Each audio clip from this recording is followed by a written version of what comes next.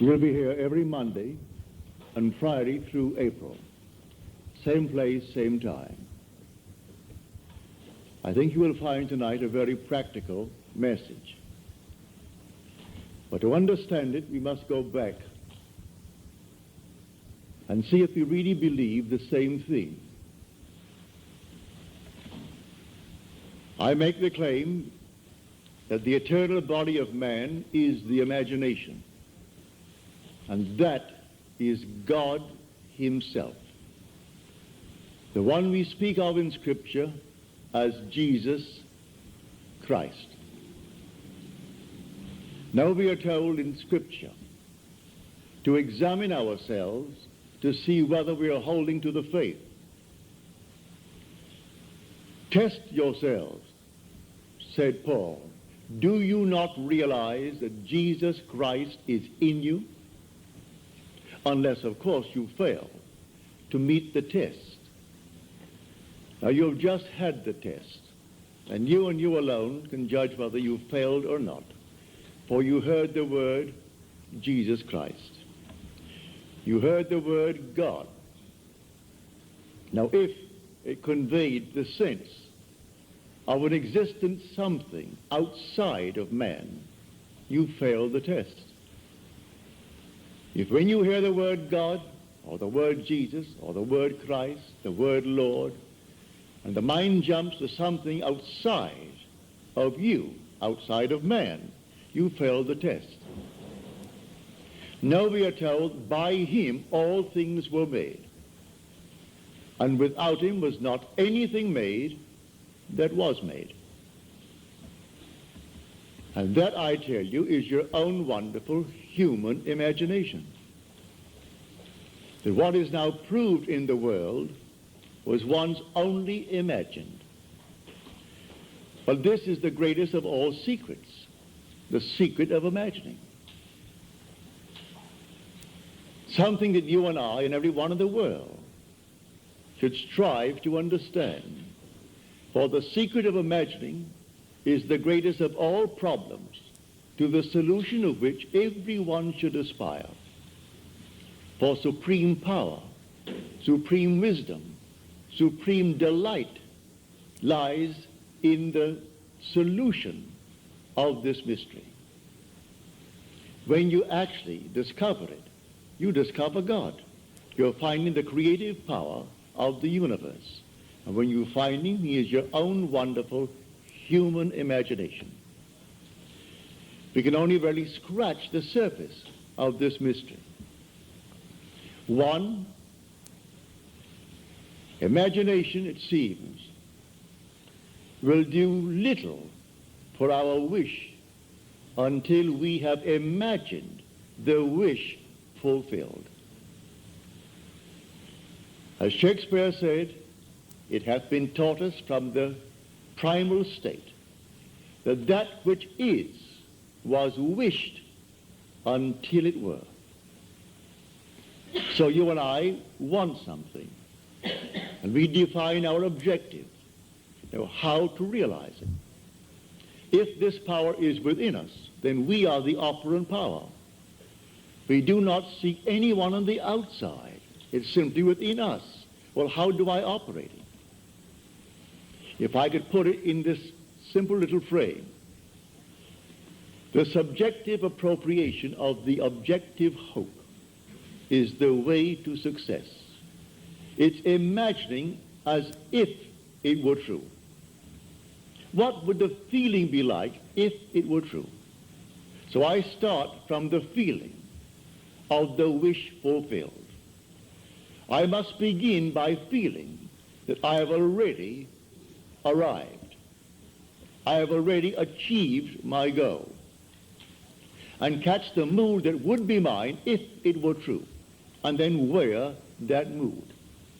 If I wear that mood as if it were true, I'll realize it in my world. A friend of mine who was here tonight, she thought that she had failed this past November in her visit to Pittsburgh. friends of hers that she knew well, and they were a little bit down because of the seeming recession. One friend had worked for 27 years at Jones and Laughlin, one of the great big steel firms of our country. In the months of September and October, they let out 4,000 workers. He had to put in 3 years and 2 months to complete a 30-year service with the firm. After 30 years, he could retire at a very good, I would say, retirement fund. But he also had 6 more years to go for his Social Security. And they let out 4,000. And then it was rumored in the plant that they're going to close that plant. She reminded him of the use of imagination, which he had used with him successfully in her previous visit to Pittsburgh. Well, he laughed it off. Those things would have happened anyway.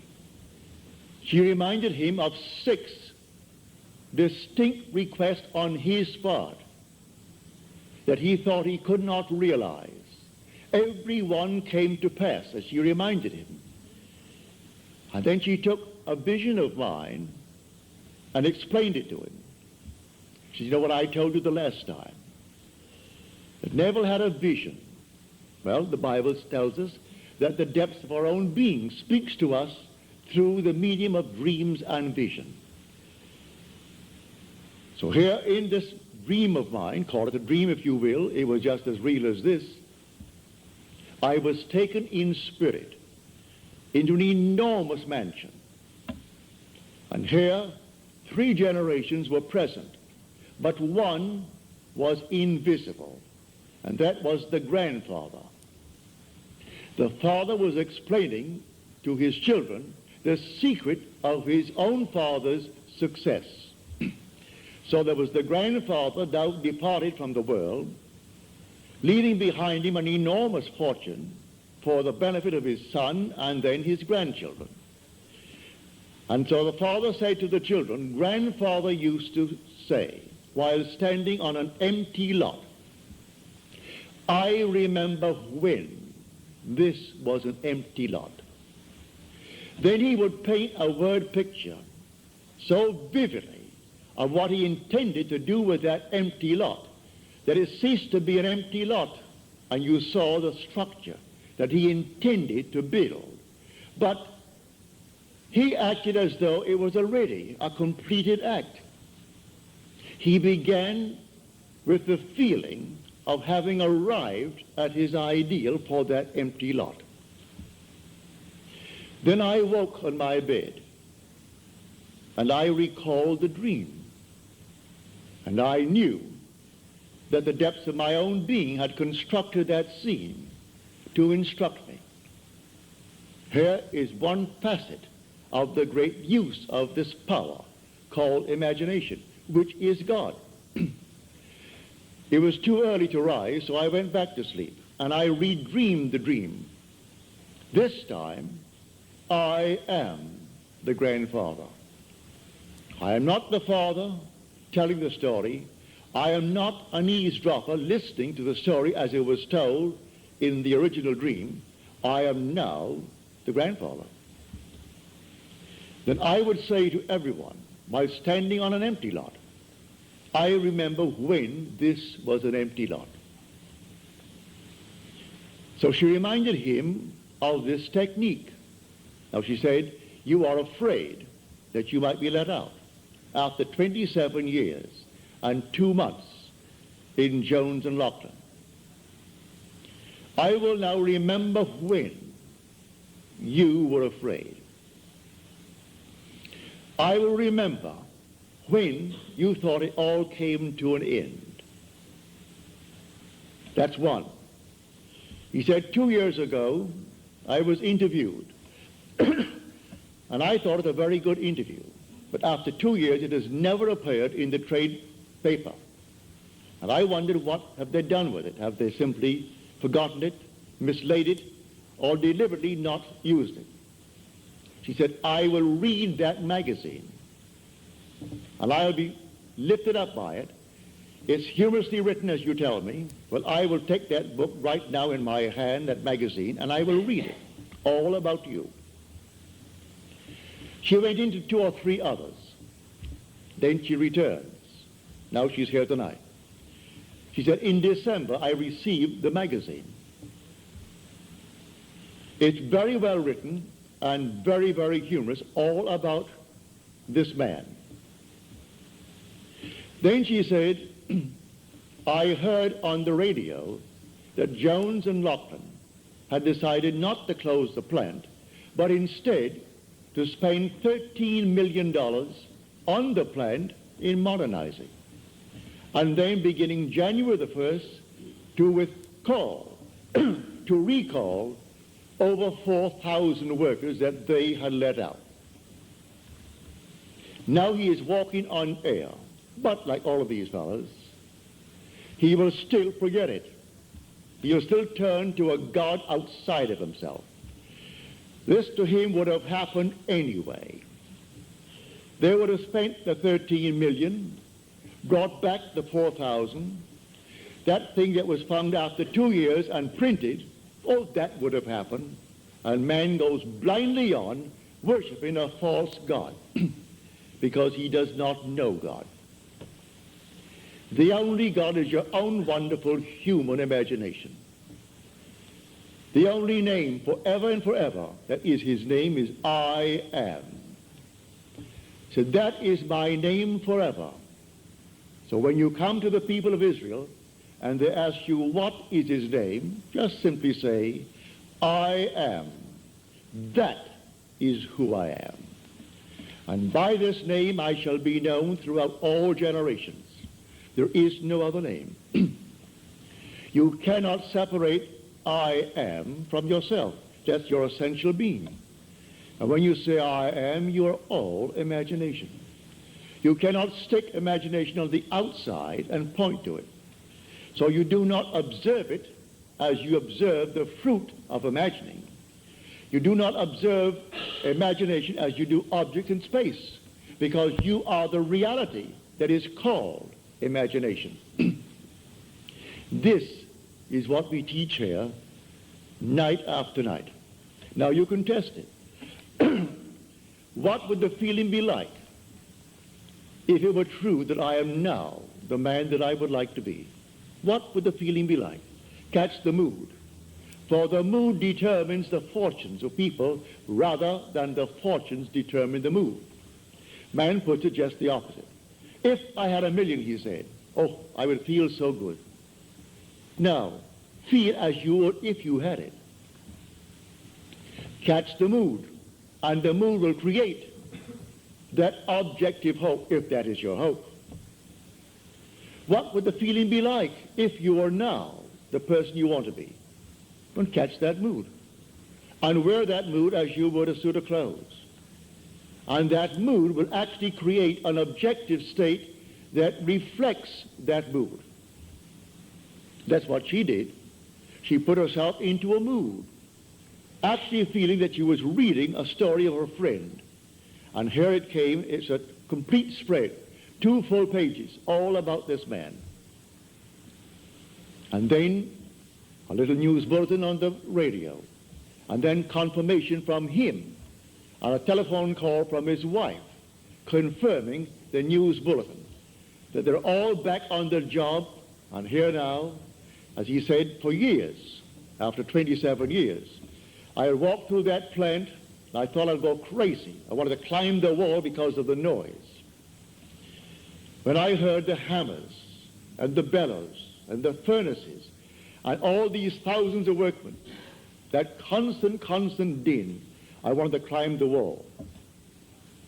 Now, after 4,000 were let out, my footsteps echoed through the entire area. I would like to run and scream, running towards my office. What he does in the plant, I do not know.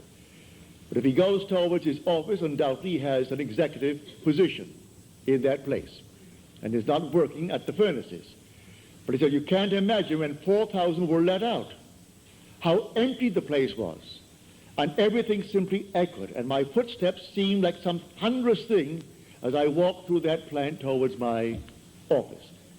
And many a moment I wanted to simply jump up and start running. It seemed so empty. She said, all right, that's something. I will remember when. And she applied that technique.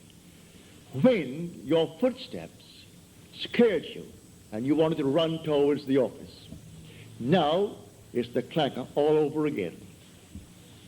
So I tell you, I know from my own experience that these moods, you catch a mood, I could tell from the mood that possessed me through the day that I would meet a certain character, and I met that character. It may be someone I knew or some total stranger, but I could tell from the very mood that possessed me that I'm drawing into my world an affinity with that mood. You can catch a mood and create the world that is in harmony with the mood. Anyone can do it. In fact, you're doing it morning, noon, and night anyway. So when you turn to some external God, you are turning to a false God. There is no external God. Examine yourselves, said Paul, to see whether you are holding to your faith. Test yourselves. Do you not realize that Jesus Christ is in you? Unless indeed you fail to meet the test. You've just had the test. So if you think of some being on the outside, but I use the word Jesus Christ, you have the wrong Jesus Christ. For we are told by him all things were made. And without him was not anything made that is made. Look into the room. All this was once only imagined. The suits you wear, the dresses you wear, the hats you wear, everything here, the building, was once only conceived in the human imagination and then executed. And if all things were made by him, well, then I must come down to find out who he is. Well, I can't go beyond my own imagination. I know exactly what I imagined. I see the results. So I go back. All things made by him, yes, good, bad, and indifferent. He waits on me just as quickly and just as indifferently when the will in me is evil as when it is good. Is that in Scripture? You'll find it in Scripture. Read it in the book of Deuteronomy. I kill. I make alive. I wound. I heal. And none can deliver out of my hands. I am the Lord. Read it. Read that in the 32nd chapter of the book of Deuteronomy. There is no other God. I am the Lord your God, and besides me there is no other God. I am is that God.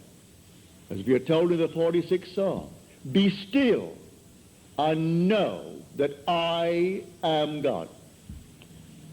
A man will not believe it, and yet he has evidence morning, noon, and night that his own wonderful creative power, which is his own wonderful human imagination, is producing the phenomena of life.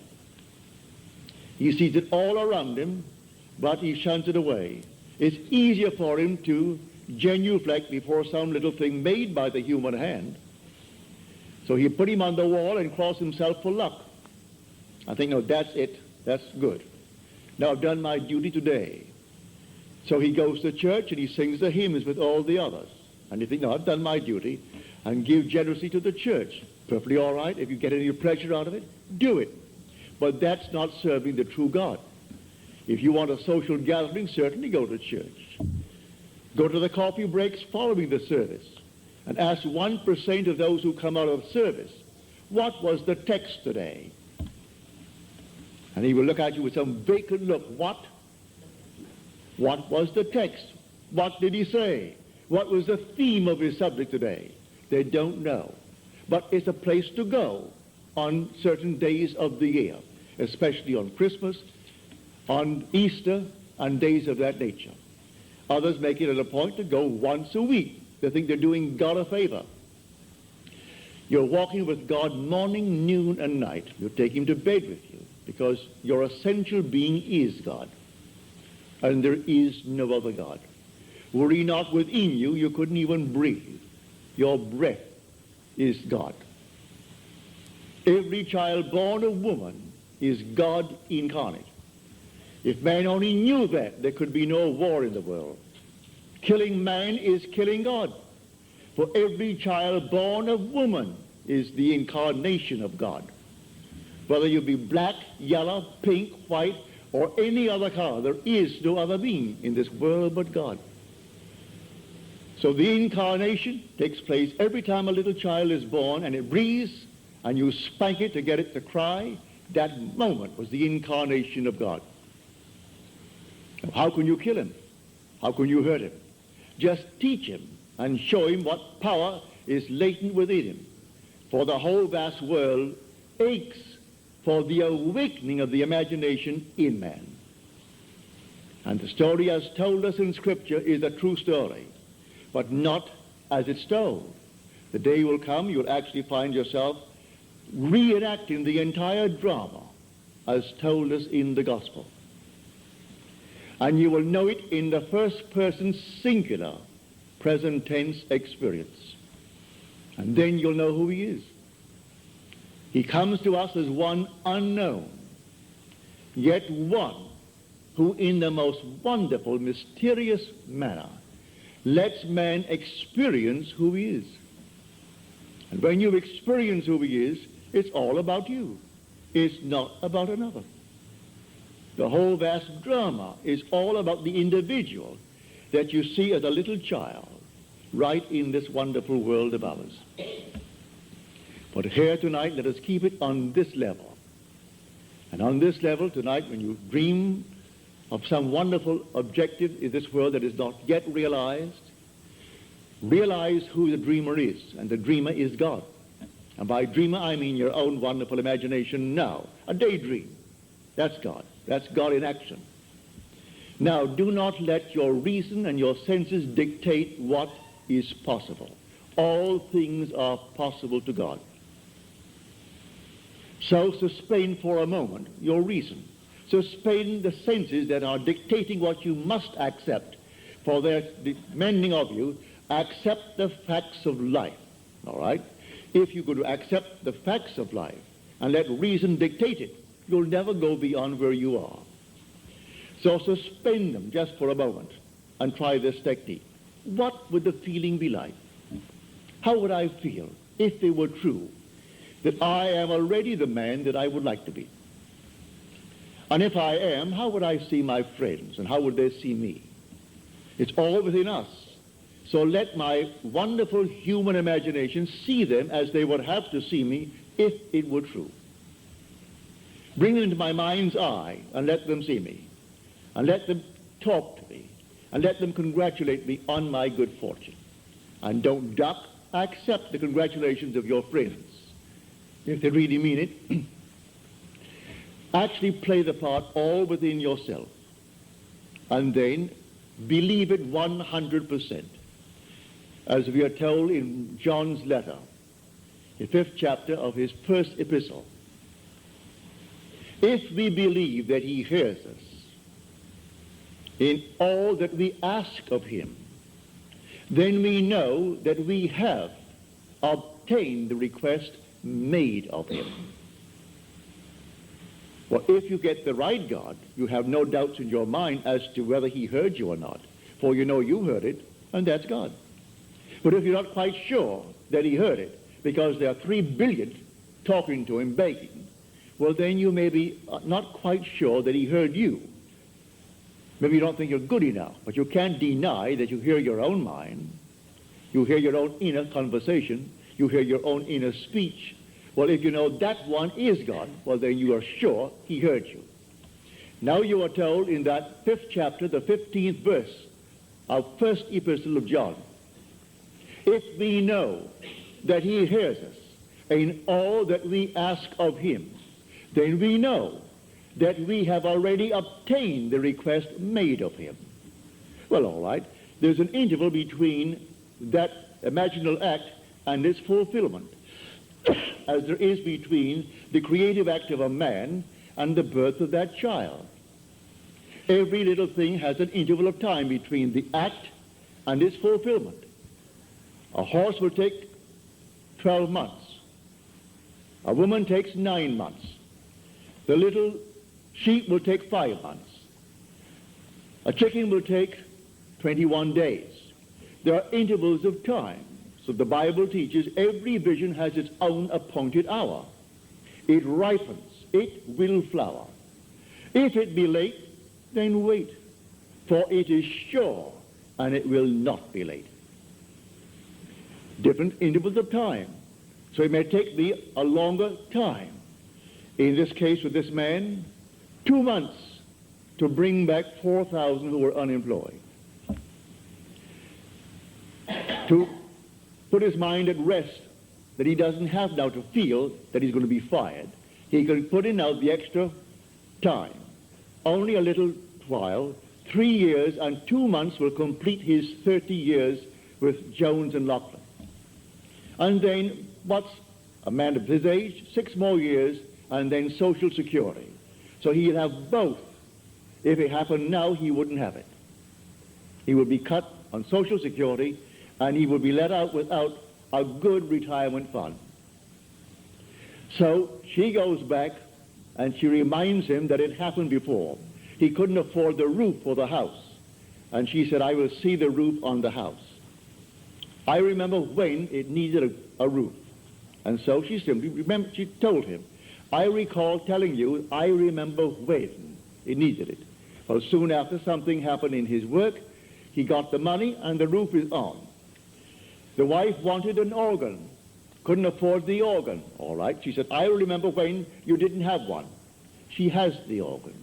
And she took one after the other. Of all these things, he's still, with all the evidence in the world, he is still working on some outside God. He thinks he's doing the wrong thing. He feels that if perchance that man is simply a devil incarnate, and he's taken me from my real God, which means something external to himself that he fashions out of his own mind and fashions with his hands, because all these little nonsenses that we buy and stick them up as holy objects. First of all, no artist really ever designed them.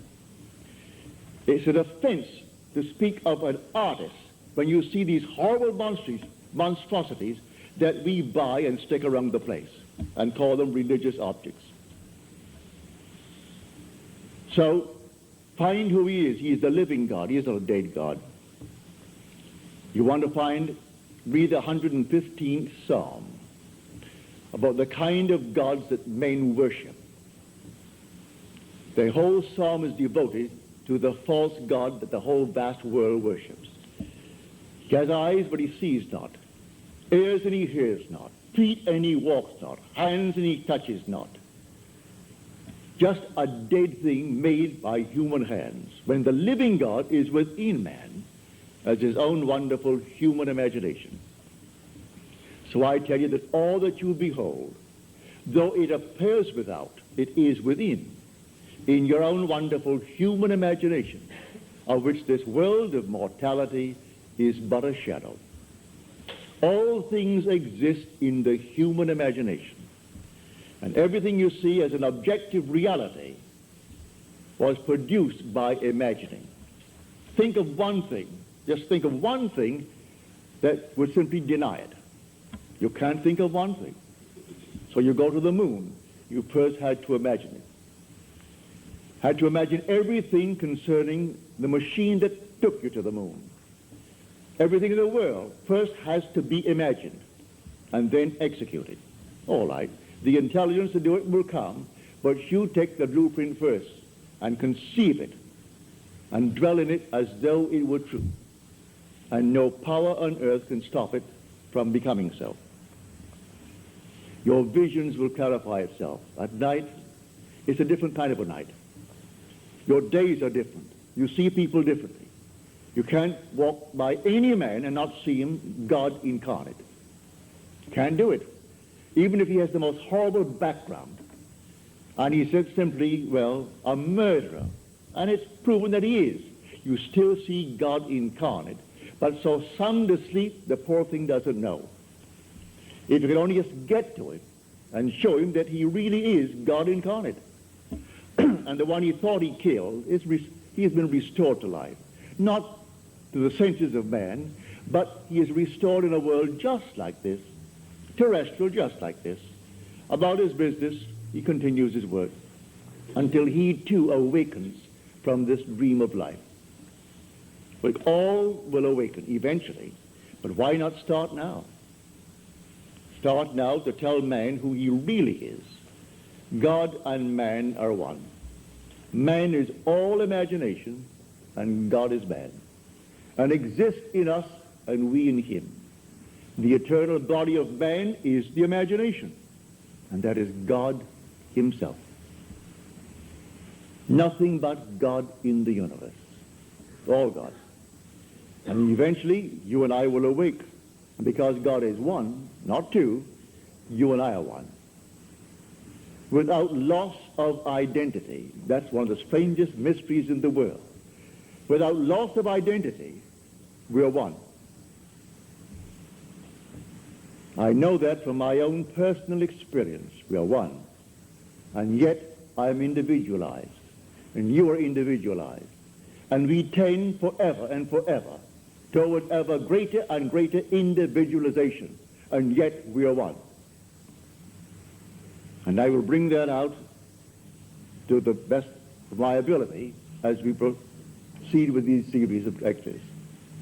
You will hear it. But tonight, if you're here for the first time and you want something practical, you apply what I've told you. First, have an objective. You must have an objective. You can't say, well, I don't know what I want. Well, all right. Come back the next time. Ask yourself, what would I like of life? Don't be ashamed to name it. What would I like of life? Well, then, try to get some objective. Now, prayer, as far as I'm concerned, is nothing more than the subjective appropriation of the objective hope. That is the way to success. I appropriate it subjectively. How do I appropriate a state subjectively? Well, suppose now, this very moment, I wanted a ball, an ordinary baseball. But there isn't a baseball in the room, all right?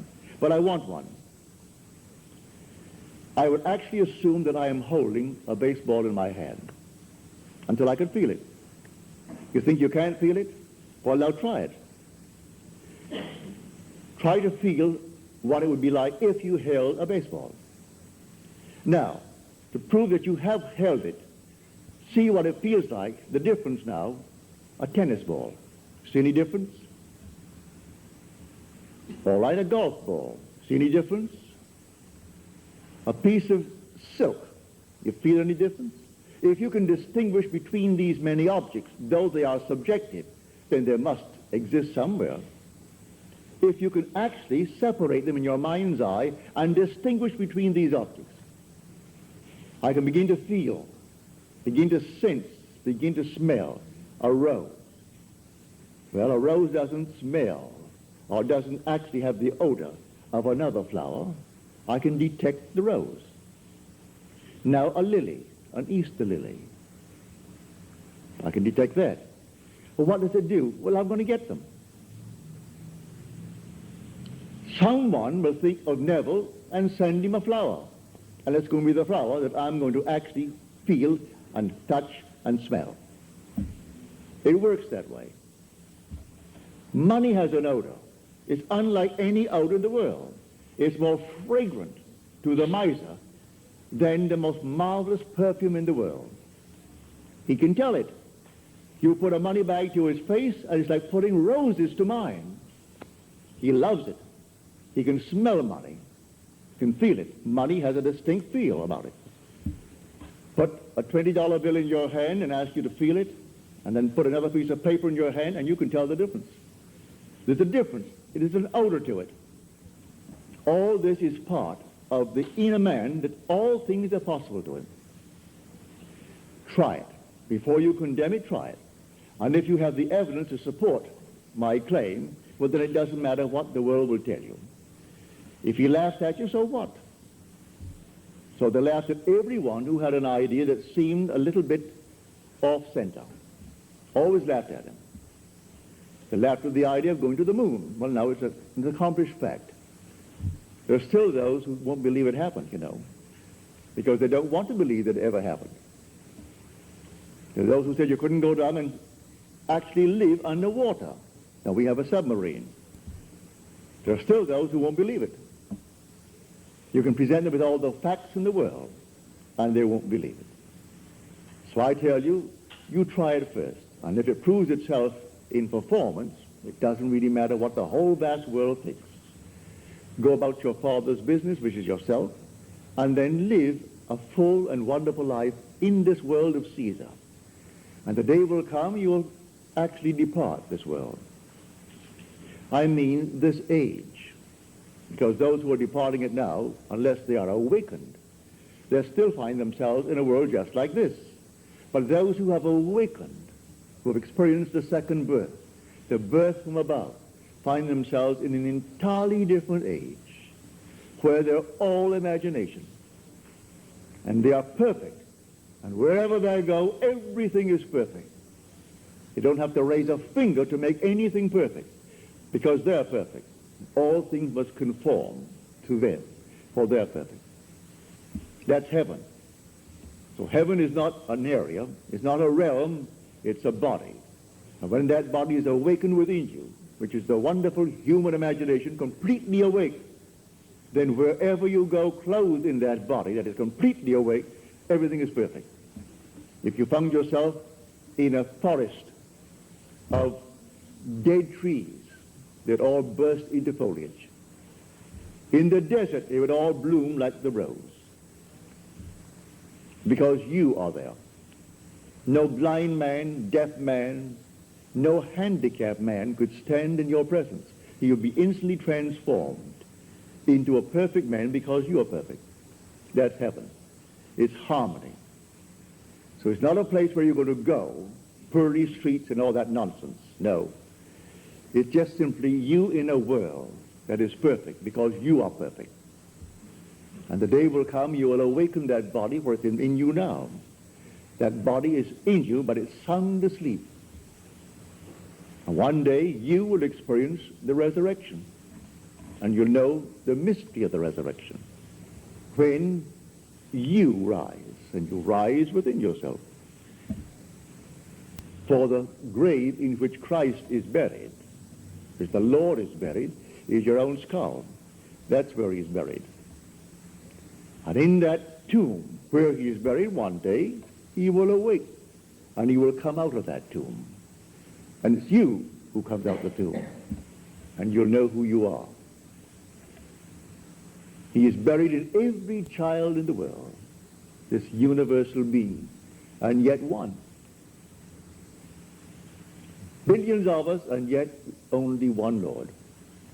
And that one Lord, in his fullness, is buried in you, individually. And when you awaken, you are he. So tonight, take a go. Make it a lovely go, either for yourself or for another. For any time that you exercise your imagination lovingly on behalf of another, you're mediating God to that other. So, bring a friend before your mind's eye. Represent him to yourself as the man or the woman that you would like them to be. And don't tell them, ask for no praise, just assume that they're talking to you and telling you the most marvelous news about themselves. And you congratulate them on that good news. And go your own way. Believe in the reality of that imaginal act. It may happen tomorrow. It may happen the day after, or a week later, or a month later. It has its own appointed hour, and it is ripening, and it's going to flower. So don't be concerned. Leave it alone. And it will come to pass. So this is what I mean by feeling is the secret. I catch the mood, the feeling that would be mine if I were what I want to be. I don't have to touch something. I can if I want to. But it's the mood I'm speaking of. What would the feeling be like if she were well? If she were this? And then you catch it, just as though it is true. You always go to the end, and the end is where you begin. We're always imagining ahead of our evidence. So go to the end and feel the end, and then dwell in that end even though reason denies it and your senses deny it. You turn your back upon the doubters.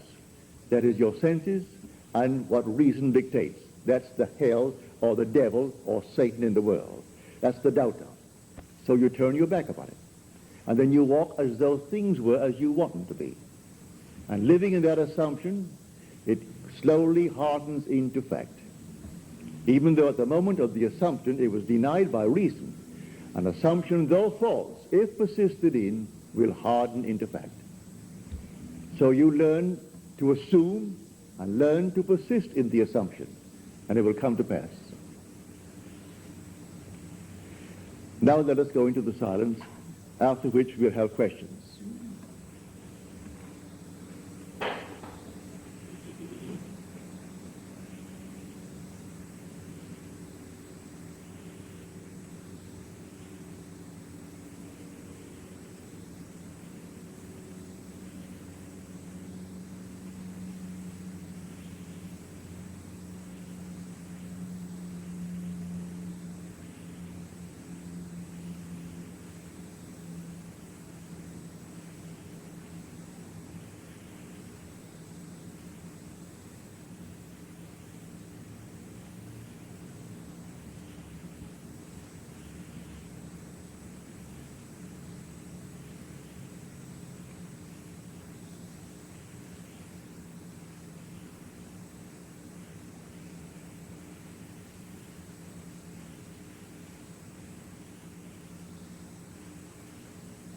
Good. Well, I hope you call a good mood. It'll work. Now, are there any questions, please?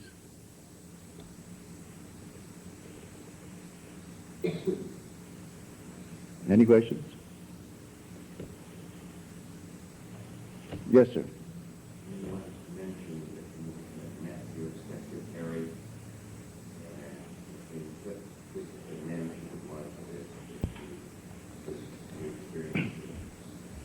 Well, to answer your question, I must go back and explain it to those who are here for the first time.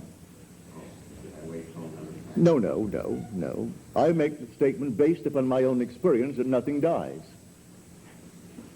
And that's not only true of man, it's true of the flowers, of the animal world, of the trees, of everything. Nothing dies.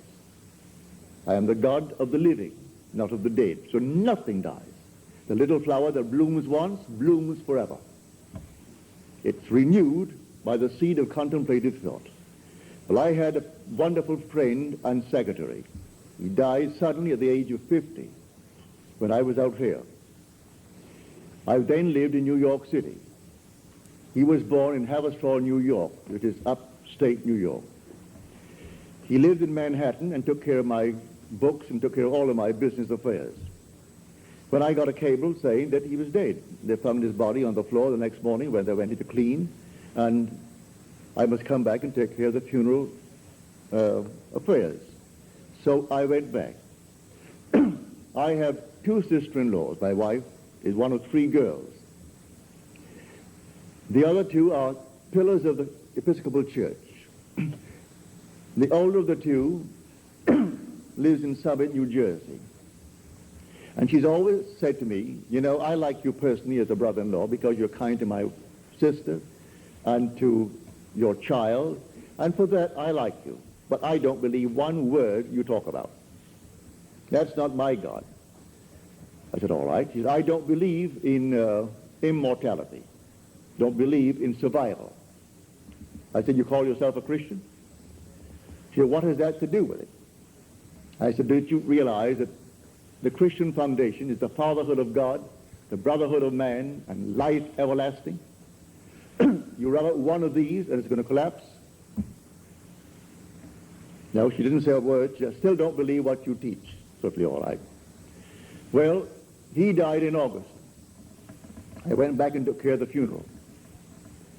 In the next year, I presume around January or February, I found myself consciously in that world where Jack is. I do it time and time again.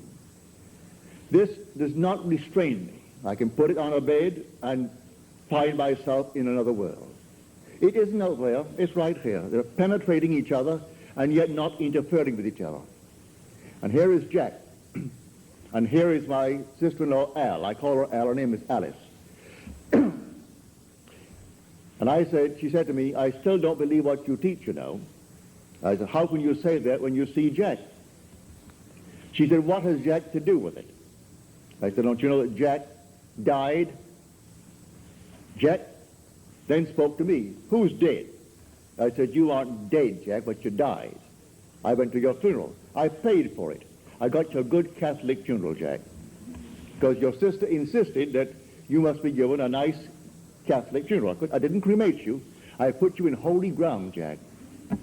I got a priest, and the priest did all the little things he has to do, so you're very well planted. He just looked at me as if, well, I'm in...